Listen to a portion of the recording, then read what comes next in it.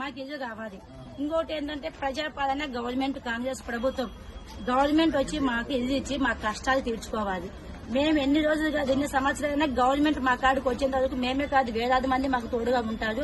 ప్రతి ఒక్క సైన్యం మా తోడుగా ఉంటుంది. ప్రతి ఒక్క పేదవాడు మా సైన్యంగా ఉంటాడు.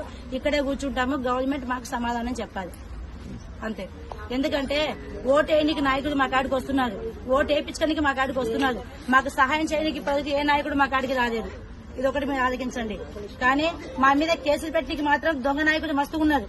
మేము కూర్చుంటే మేము పేదోడం సార్ మేము పేదోడి మీదనే పట్టి కొడతాడు. పోలీసు అయినా మా అమ్మాయినే కొడతాడు. కేసు మా మీద పెడతాడు. అక్కడ చూస్తే కూర్చుంటేనేమో పెద్దోడు వచ్చి మేము కూర్చున్న స్థలం కూడా వాడు ఆక్రమించుకుని మా మీద కేసు వేస్తాడు. ఎందుకు సార్? కానమెట్ట నుంచి ఈరోజు మేము నిన్న ఒక 3 days నుంచి మేము 100-101 మేము కూర్చొని సర్వే నెంబర్ మేము ధర్నా చేసుకుంటున్నాం.